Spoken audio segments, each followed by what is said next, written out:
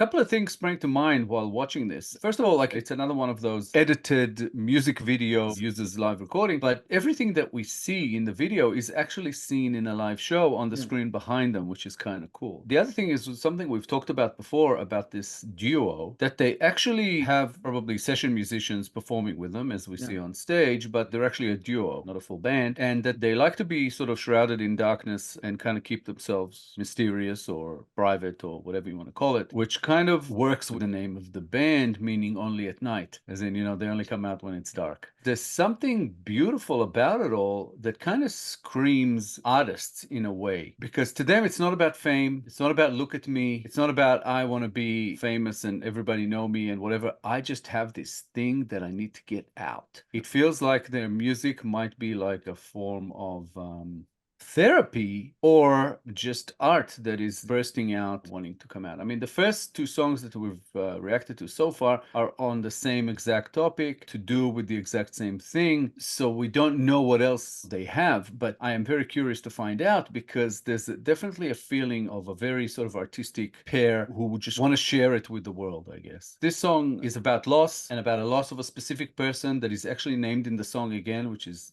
who was Amy, because it sounds very much like this is to do with the death of someone, of this Amy. This one actually confirmed it, because we weren't sure after the first one. There's a line here that says, I don't ever want to hear goodbye. There are so many things I want to forget. From now on, only I will grow older, which means the other person has died. So yeah, very touching, very cool, very well written, sounds fantastic. I'm really starting to warm up to this band, this duo, that I really want to know what else they've got. Very good. I really enjoyed this. The fact that they are shrouded in darkness and you only see silhouettes of them, it's like from a presentation point of view, they're occupying the audience with, for lack of a better term, visual aids in the back. They're telling a story, but they're still there. It's important to them, I think, from an aspect of respecting the audience, to show the audience we're here, just can't see our faces. You said it's like egoless. They're not doing it for seeking attention. We are here, but we're not really here. It's like having the cake and eating it too. It makes me curious, because we know for a fact that they performed Hole in the Heart right after Walk. It makes me curious why that order, because it's the first time we've reacted to a song that follows another song from the same concert. So it kind of makes me think about why that process, because the second song, Hole in the Heart, kind of feels less reconciling that loss. To me, it feels like the storyteller is not healed or on its way to healing after having listened to the song. That's what it feels like. It feels like they're deeper in that hole of grieving their loss. So it kind of makes me curious why they performed that one after Walk. I think they paired them together because they're on the same exact subject matter. I have a feeling that this one might follow the other one because it kind of presses on the need to forget in this one. It's like I have this hole in my heart that this person who's now missing, and I just want to forget because I want to move on. I want to, you know, there was a line there that says, I'm fixing. So it's like this person is fixing themselves in order to go on. They understand that they do have to go on. So I have a feeling that that might be why, but I'm not 100% sure. All I know is this song is like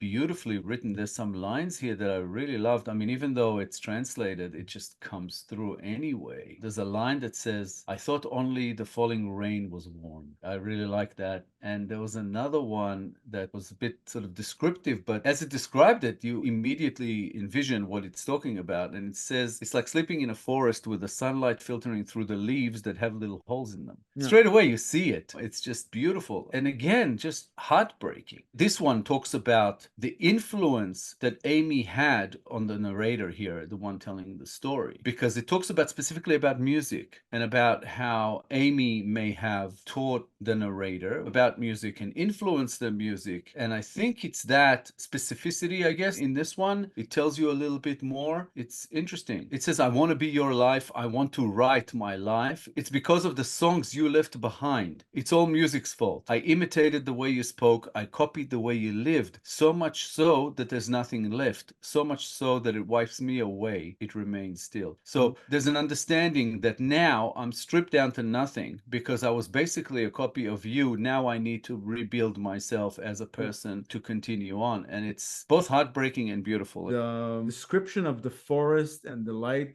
breaking through holes in the leaves, in my mind, it could be one of either interpretations. It's either this person was in a dark place before the Amy person came into their life, and the sunlight through the holes in the leaves represent the light that Amy brought into their life, or this person is reconciling the loss of Amy, and they know that there's a way out. It's not a downhill journey, that they know that they're going to be okay someday. And the light represents that, having processed the loss and completed their grieving process. I'm undecided on how to look at it. What you said now, when you mentioned that this person doesn't really have a sense of self because they were influenced by this Amy person who's now gone. So now they don't know who they are. Now the process, not just of grieving, not just of reconciling their death of a loved one, but also finding out who they are, or maybe building themselves from the ground up. Yeah. There's truly an uplifting sense in it because they know the direction, they know what to do now. Yeah, there's a sense of rebirth. And then it went right into the chorus. So it remains still,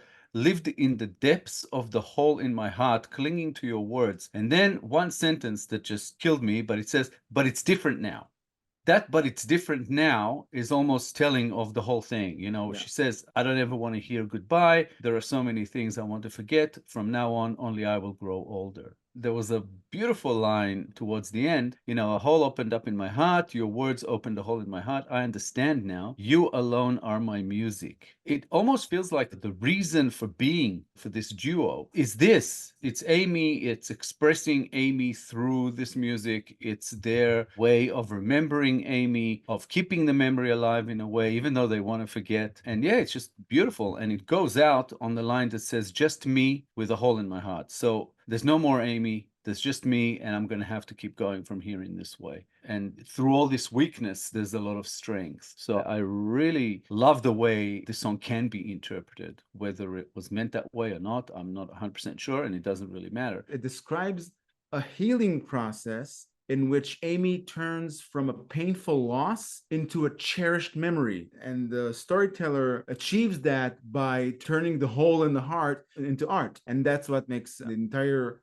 reality of Amy and their life as a positive one. Thank you, DragonPhly, for another Yorushika request. We are growing to love this band in a very quick, very short span of time. So yeah, we really, really appreciate the ongoing support. Thank you very much. Yeah, thanks, DragonPhly, for the introduction to Yorushika. I think this band hits slightly different because it's the first time we've seen this type of mission from a band. It's unique to what we've reacted to so far. So thank you very much for that, and thank you for your ongoing support. If you enjoyed this episode, guys, please be sure to like, subscribe, comment, and click the little bell icon so you get notified on all our future videos. If you have a request you'd like bumped up the line, please make it through Buy Me a Coffee. All contributions are, of course, very much appreciated. Thank you all for sticking with us. Thank you all for your time. For anyone interested, around about now, there should be a link up on the screen to our first Yorushika reaction to Walk. If you're interested in checking that out, please do, and let us know what you think in the comments. We'd love to hear it. Thank you very much for all the support, guys. We truly appreciate it. It's just amazing to have so many people come along on this journey of ours, and we're loving it. So keep it coming. We'll be back in a couple of days with a new episode. We hope to see you all then. Thanks a lot, guys. See you soon. Bye, guys. Bye.